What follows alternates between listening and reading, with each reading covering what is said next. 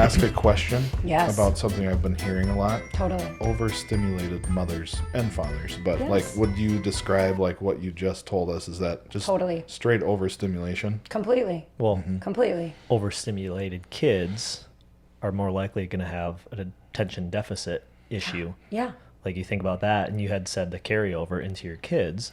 Like, I don't know your kids. I just met you today, Yeah, right? yeah. But your kids are probably, Yeah. for the most part, like well-behaved, They are. miniature humans. Yeah. They're right? pretty awesome. And I yeah. think that speaks to, like, Except as a for parent, Jay. too. Yeah. Jay's not regulated. To be honest, I mean, Jay. what's crazy is like, so I come from two like super high functioning parents, right? Okay. My dad was like a corporate guy, go, go, go. My mom ran the household for 4 kids. I moved 13 times before I even went to college, right? So like, because of my dad's job, every time he'd get a promotion, we would move. And so my mom took care of all the other things besides the job, right? Moving, packing, getting us into activities, getting us into school, like very high functioning parents. Like I laugh at times that my dad is like Clark Griswold. You'd get on a road trip and you would get in the car at 5 a.m. Nobody had water, nobody had food, nobody had to go to the bathroom. We would just drive. Holiday road.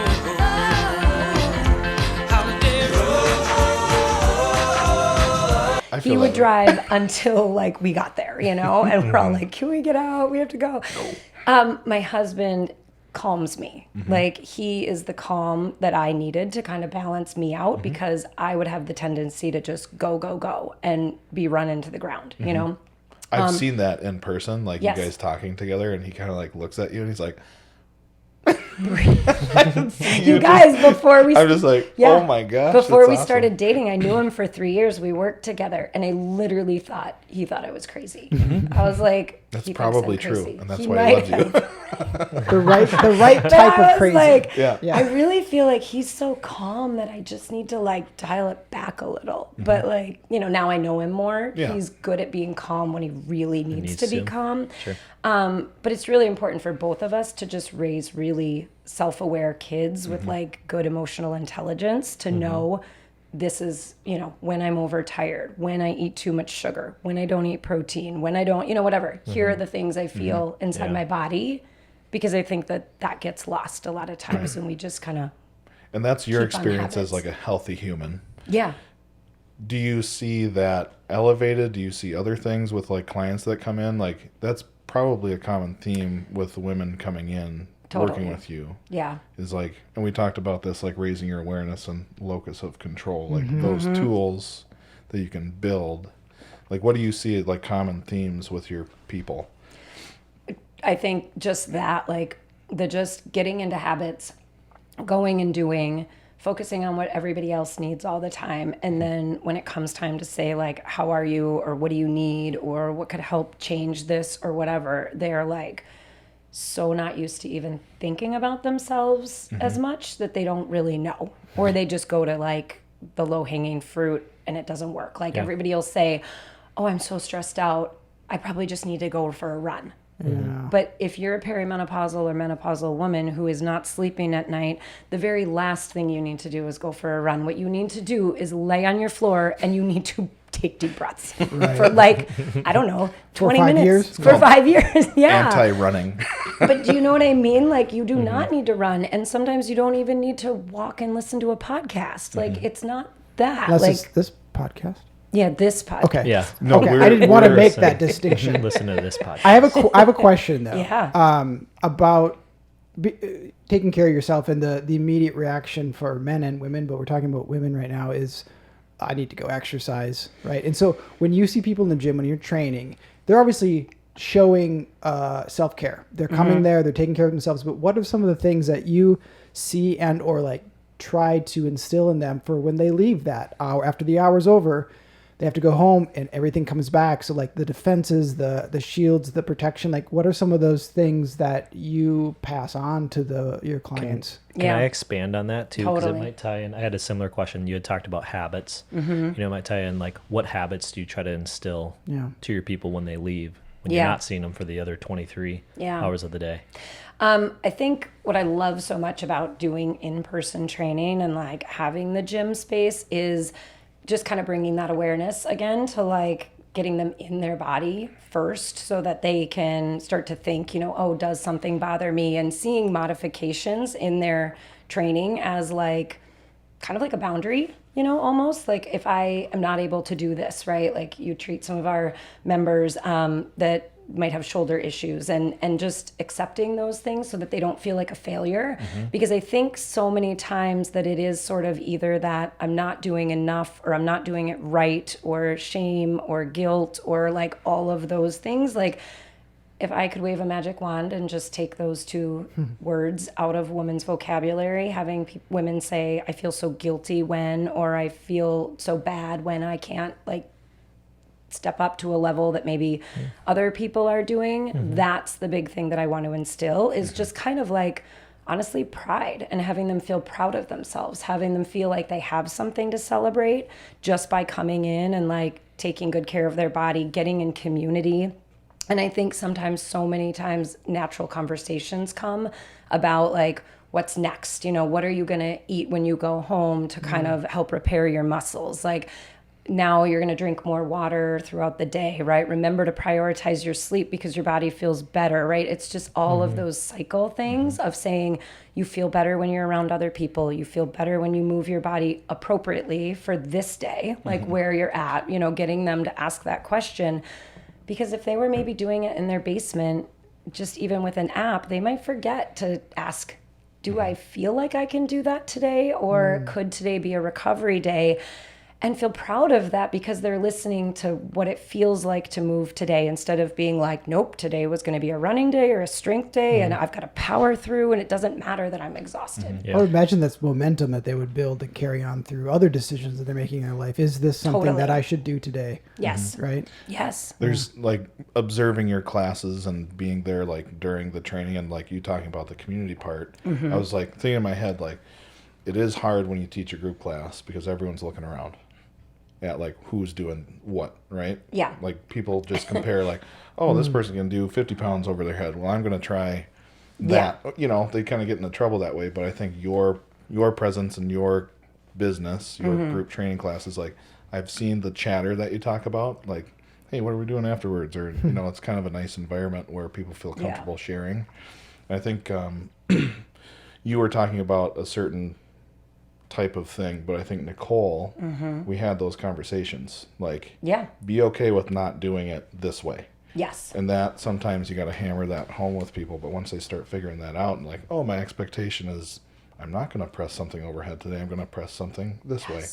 So it's like those little points, I think, what you offer to people and what we can, tie our chiro stuff in with people too is huge. Totally. And I think that, it's in that relationship that you start to understand like what people's motivations are and how to kind of get them from the point that they are currently to where they see themselves going, like efficiently, but also like really safely, like with Nicole, right? The other day, and we were doing a move and she said, she just came out and said it because she knows we have an environment that she can just be vocal. And she said, I can't wait to be able to do that again. And in my mind, it triggers, this is so exciting. Like she's taking where she's at really seriously, not with shame, not with anything, but she knows it's important to rest now and do her, chiropractic and just be more careful so that someday it's a possibility again. I mean, I think that the whole point of all of that is we just have to be like our advocate. We have to be an advocate for all of the things. If your body's saying you need the physical therapy and the chiropractic and the strength and like all of the things, then go do all the things and don't look at it as, oh, I have to do all of these things. Like I get to do these things. These are a gift. These are a privilege. These are people that are using, their talents and their expertise to help me get better so they can do that move someday. I love that. It's cool. Now, when you meet with somebody, like some new gym member comes in, what's the typical process? Like, are you meeting with them one-on-one? Are they just coming to a class, in the community? Like, what's the typical? Our classes aren't huge. I don't want huge classes because I want everybody to feel like they're getting that attention and they're not just following along with the instructor's workout. And then it helps me have an opportunity to know some of the lifestyle stuff, right? Like, because then our members do stay after class and they're like, okay, I can't bring myself to drink plain water. What do I do? And I'm like, do you want me to be nice or do you want me to say what I would say to my children? Drink your water. It's like you telling me you don't like to breathe. You know, do it. Just do it. You're just going to do it, right? So I think that when somebody comes in, I just want them to know that how we set ourselves apart. And for me, it's like, I love running group classes, but for me, it's all about the holistic health, it's not only the exercise. I want to know what people are doing in all of the pillars of health and see how I can get to know them so I can help them the best. Do you want to go through your pillars? Because that's kind of a new thing, right? Or it's not new, but you kind of were telling me about that. Yeah. So kind of the 6 key focus areas. Let's see. Thinking, which is my favorite. Truly. I don't like that one. I know. And what's crazy is like when I do group programs and I say, which pillar do you need the most help on this week? They're all like thinking. And breathing. Yeah. Okay. So thinking, breathing, sleeping. A lot of my clients need help sleeping as well. Eating, drinking, and movement. And so for so long, probably 10 years or so, maybe, 8 years, we ran. Bring the mic. Oh yeah, we ran a gym that was only the movement. It was only the movement. And back in the day when we first started, boot camps were very hot and trendy, and it was how can you come in and lose the most amount of weight, and we do these 28-day fat loss programs and all of those things. And it was great for learning, and it got people really excited. But over the years, the entire reason I became a health coach to work with people one-on-one, more on their own stuff, is you just see people go off and then have no idea what to do. And it was that shame and guilt of saying, oh my gosh, I keep taking off and putting on the same 20 pounds, that I started to say, this is not about a month. This is about your whole life. This is about health. This is about nutrition. This is about how you want to function. This is about what it's doing to you mentally. And so I completely stopped running those programs. And so now when you focus on those 6 pillars, right, how you move is super important. And it can be mobility, flexibility, strength, cardiovascular fitness, right? It's not just one thing. Right. But then when you think about eating, it's not just one thing either, right? It's what you're eating, how you're eating, why you're eating, right? Maybe who you're being when you're eating. Are you eating just because you're cleaning your kids' plates, or you're eating because people are just offering you things, or just because it's there, right? Like there's several different parts of eating. And then when we think of breathing, everyone's like, oh, I do that. I'm like, yeah, I did it too, like this. We got it. We're going to go to the next thing. It's okay. We're going to hockey. We're going to dance. We're going to go teach a class, Yeah. And it's important. Breathing's huge. Huge. I mean, you look at everything. I mean, we see it all the time. People are breathing like that, like they're going to have upper back, neck pain. Their pelvic floor is going to be not great either because of that link with that. And I'm sure you see that quite a bit too, as far as like pelvic floor rehab, which is a big, huge, a big thing lately. Yeah. In the last number of years. But yeah, breathing's huge with everything.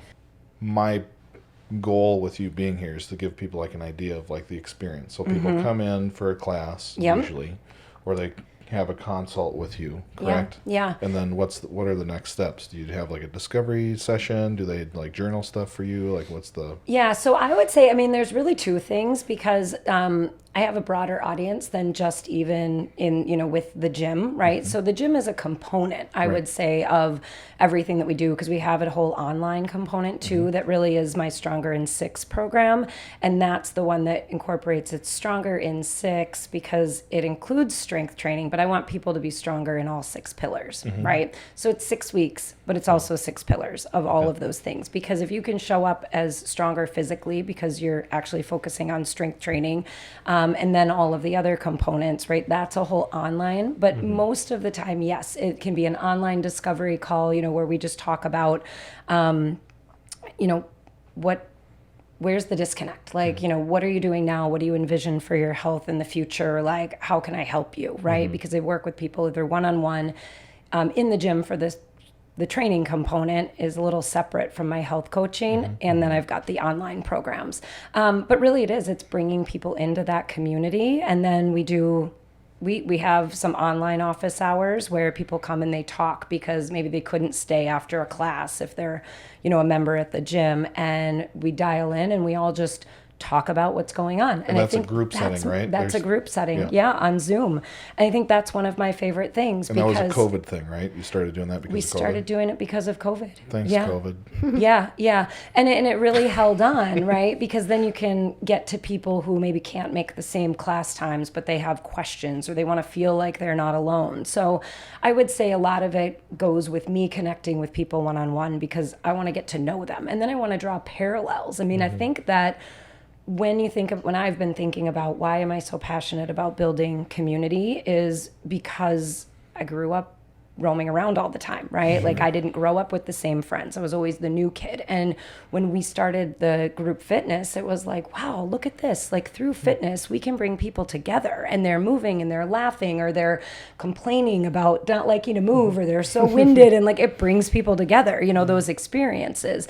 And I think as women, specifically in the age range that I'm doing is a lot of times perimenopause, menopause, those changes aren't being talked about that much. So women feel maybe, why am I feeling crazy? Why am I trying to, eat low carb and keto like I did when I was in my 20s and it's not working anymore? Like, why not? Why am I trying to run 5 miles every day and my weight's going up and my hips hurt, And it's like, we need spaces of women that can come together and talk about these things and feel normal and realize there's a different way to be. And the way to be is not angry that we're going through changes. Right. It's excited about what can we bring into our lives. That's Excited really not to run anymore. That's a great thing to be excited totally. about. Yeah. So anti-run. And hopefully not running after children anymore, like little kids. So Yeah. No, I think that's very interesting because we as chiropractors, we experience that too. Like women come in, they're like, well, geez, I feel like garbage and I can't say why, like what's going on. Totally. I personally boil it down to 3 things, whether it's physical, mental, or chemical stress. We can help people with the physical part by adjusting them and getting them moving better. But a crucial conversation is about, okay, what are you putting into your body? Yeah. Good or bad, Yeah. or lack of good things, too much bad stuff. And then mental, like that self-talk that I think a lot of people get into trouble with. But I think as a female perspective, like those are some huge pillars to hit, because I know personally if I'm thinking what I'm thinking about myself on a day-to-day basis, because that's what we do. I can't imagine what moms with all this worrying about everybody, So I think that's a huge thing. What do you do on that topic? Like, what do you tell people to try to plug into their brain a little bit, like in regards to that self-talk? And I think in regards to self-talk, I think we all just need to start getting focusing more on what we're doing really well and giving ourselves a break. I really think that, a lot of grace and a lot of, just realizing that importance of rest and realizing that we can ask for help and it doesn't need to look the way maybe it used to look or that we think it needs to look. I literally just had this conversation 30 minutes ago. Really? A new patient. Young girl that just had a baby 4 months ago. Oh my gosh. And it's like, hey, like, just so you know, like, you gotta give yourself a little credit. Yes. Like, you just had a baby. Yes. Like, this is gonna take some time, and yeah, that's but it was okay. 4 months ago. Like, yeah. Got stuff to do. like,